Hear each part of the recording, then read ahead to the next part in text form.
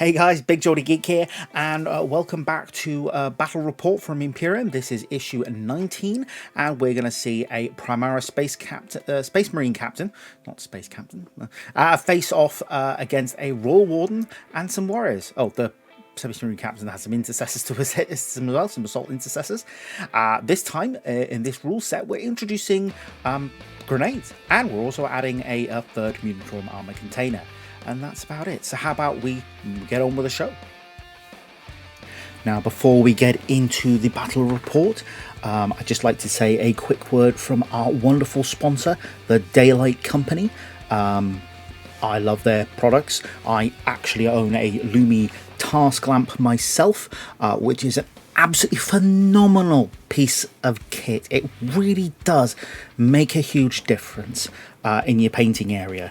I'm not gonna keep you up with a sponsored message, but I will say that if you love your painting, this will really make a world of difference. The only problem is you'll see a lot more faults with your painting work than you would before, but that's a good thing because it helps you improve. Anyway, let's get on with the battle report. So, starting out here, we've got the photo we're going to be using for the cover here, the Captain and the Royal Warden. And in terms of looking at the Necrons on their side, they've got their Royal Warden armed with the Relic Gorse Blaster. The Warriors, 5 armed with Gorse Reapers and 5 armed with Gorse Flayers. The Space Marines have a Primaris Captain with Mastercrafted Power Sword and Plasma Pistol, and 5 Assault Intercessors.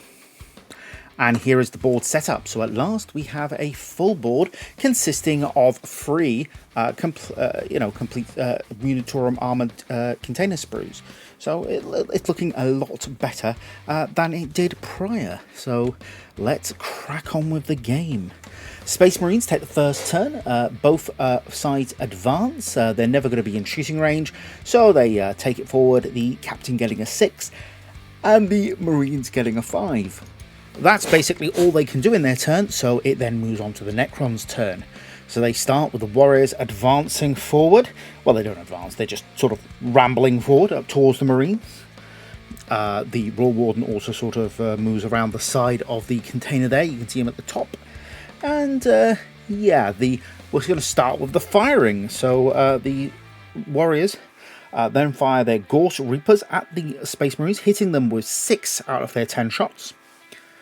These 6 shots cause 4 wounds, the Gorse Reapers being strength 5 versus the Marines toughness 4. They only need 3s to wound them, so that's a good result there. 2 of the shots penetrate the armour of a Space Marine, killing him, and the other 2 dissipate harmlessly against the armour of another Marine.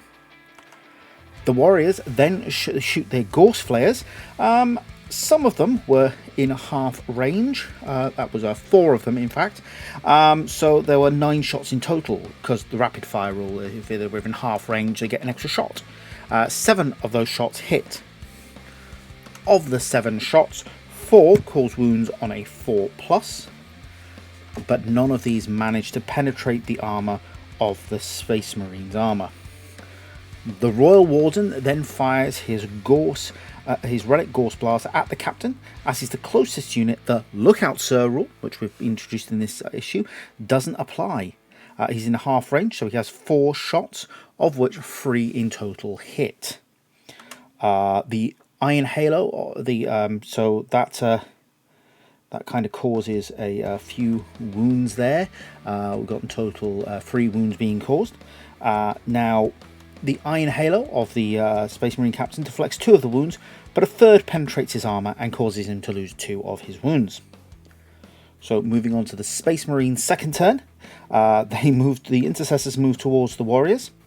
The Captain sets his sights on the Royal Warden. The Intercessors have 2 heavy bolt, well, they've got 3 heavy bolt pistols, but they choose to fire 2 of them, and both of these hit. Only one causes a wound, I'm afraid, which explodes within the Warrior's necrodermis and sends him collapsing to the sand. The 3rd Intercessor then fires a crack grenade at the Warriors and hits. As it's a blast weapon, he's guaranteed to at least hit 3 as the Warriors number more than 6. He only rolls a 1, so he gets 3 hits, which is the minimum. As it's strength 3, he needs 5 to wound, and he gets a single wound, which is saved by the warrior. Doesn't bother him at all. The sergeant then overcharges his plasma pistol. One of these days it's going to roll a 1 and he's going to die. It fires at the warriors, hitting them. This causes a wound. He only needs a 2+, as the plasma pistol strength is twice that of the warrior's toughness. And with AP -3, it automatically destroys a Necron warrior. The captain then fires his plasma pistol at the Royal Warden, overcharged of course, and it hits him. This causes a wound, and the Royal Warden needs to roll a 6+ to avoid taking a wound, but only managed a 5. Thus he takes 2 wounds. The Intercessors then choose to charge into the warriors, while the captain charges into the Royal Warden. And I'm sorry, I've just knocked a model that I was painting there. The Intercessors are going to attack first, making 13 attacks, so they get 2 base attacks each, 1 for having a chainsword and an extra 1 for the sergeant. Of these, only 2 fail to hit.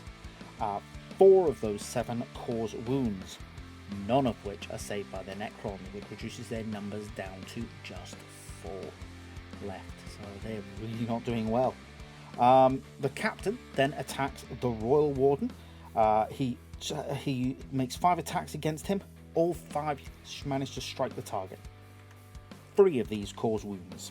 Now he needs 6s to survive, because the sword is a it's got a its AP is anyway. So yeah, he makes none of those. So it eliminates him. And this wins the game for the Space Marines, as they have killed the Royal Warden.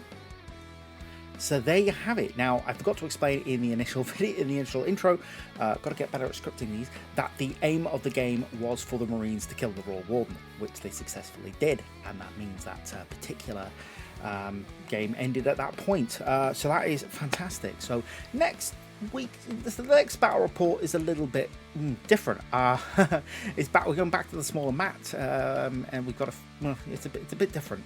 I'm not sure how that one's going to go, or how well that will be, but I'm looking forward to it anyway. And I've currently got the Chaos Marine report. I'm researching. I want to make this a really good report this time, so I'm working on that. Now, another thing, and I know you're probably sick of this, is that I actually changed the lights in the kitchen where I film the reports, so hopefully the images should be a bit better. It's a daylight lamp now, but not lamp, bulb, so let's see how that goes.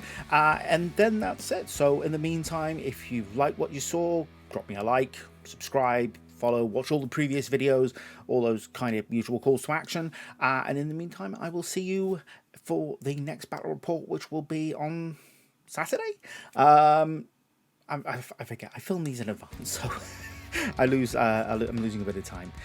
Anyway, so have fun, and I keep rolling those dice.